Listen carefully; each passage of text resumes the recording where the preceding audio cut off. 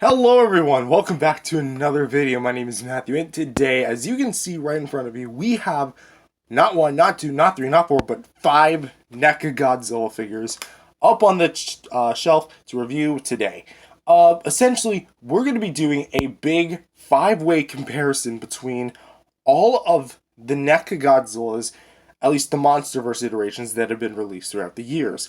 And just to say, no, none of these, except for him, are the bootlegs. Because I got all of these officially, and they're officially licensed. So that's how we're gonna do it. We got 2014, 2019 V1, 2019 V2, the Spitfire edition, 2019 V3 Burning Godzilla. No, it's not Thermo Godzilla. And the NECA bootleg Godzilla Evolved from Godzilla Kong the New Empire. Reason why I'm throwing him in is just merely because I feel like he adds a lot more flair. And plus, like, look at the color we got going on. Pink, kind of like warm colors, blue, and then we kind of like got an olive green, gray, and then we got like charcoal black with a mix of wash brown. I know I literally just spoiled the paint, but that's essentially what we're going to be doing. Sculpt and paint articulation, size, accessories, price, availability, and packaging. So let's go ahead and go on with it. So the first one up is the OG, the NECA Godzilla 2014. And it wouldn't be complete without mentioning his reissue, which I do still have. It's right on my shelf over there. But I'm not like using him for the review. This is my original, because this is the one that's been like used the most, so this is what we're going to be using. But as you can see, for the head, he has a rather dark blue wash on black plastic, giving him a very realistic look. The yellow on his eyes is a bit dulled out, which is a bit of a bummer, but given how old this figure is, it's kind of forgivable. And the black is also a bit faded, with the teeth also, I guess, like chipped off over the years, but the NECA Godzilla 2014 first batches were never known for having the best teeth in the world. But regardless, the mouth itself still looks rather nice with all those like pinks and purples coming together. And you got a little bit more like that splash of like kind of like olive green, I guess, olive brown a little bit, and then kind of got more of that darker color towards the backside. Bit of mellow detail for the dorsal plates. They're a bit rubbery, also very pointy. These might actually be sharper than the KOTM. Yeah, they are sharper than the KOTM fins. I'm actually kind of surprised. The going down to the chest here, we can see more of that kind of like rough detail. We got like Godzilla's like, what is that? A 8-pack, 10-pack? You know Godzilla's been hitting the gym when he's got a whole 10-pack going. But we got some like pretty good shoulder details, pretty well molded, even after all these years. We got some of like the ridges kind of going down, and then we got like the wrists.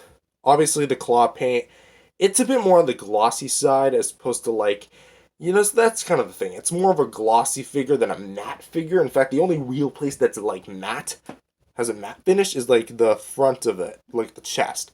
But even then, that's still a little shiny. But claws are also pretty shiny too, as if Godzilla's got his nails done. Going on down to the legs, we see some more of that paint from the crotch to the legs, kind of carries through here, kind of on the underside. And when we got some more like that rigid type detail, it's nothing like over the top, but it's also nothing like super dated either. Like, this is still very good sculpt work. And even like the feet themselves kind of have the same thing that the the fingernails have. Kind of like darker claw paint. You can kind of see like it kind of has a bit more of a brown finish, as opposed to like the much more blue greenish body.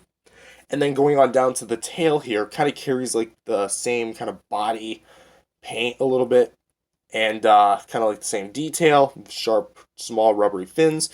And the underside, not as like gritty and like dirty as I'd want it to, but it kind of does carry like the the brown from the crotch and stomach all the way down to the tail.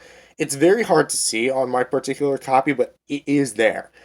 Uh, but aside from that, that's really all there is to show for sculpt and paint as far as the 2014 figure goes. It's still rather basic, but probably the most realistic looking. Next up, we've got the NECA Godzilla 2019 V1 from KOTM, which, as you can see, they actually took a bit of a different approach when it came to this figure. They gave it more of a, I guess, a dry brushed and overall trying to paint it as much as they can, as best as they can. Obviously, for the eyes, they don't have like that problem that some of the other 2019s do, where it's like so awful. Like this actually looks like a pretty good eye paint, in my opinion. Yeah, it kind of looks like he's stoned, but at the same time, if I was face to face with a three-headed Hydra, I'd probably be stoned as well, or will look stoned. So yeah, the eye paint, it's got pretty good detail. Like, pulling it up a little bit, you can actually kind of get. No, come on, there we go. I don't know why it bugged out on me, but you can kind of see it's hard to make out for some reason because my phone's not capturing it the way it should. But it has like a small pupil and then like an orange iris and then a black outline for the whole thing. So that's actually kind of cool. And it's like that on the other side. This side kind of got the application of the teeth a little better, but speaking of the teeth, pretty well painted, even after all this time.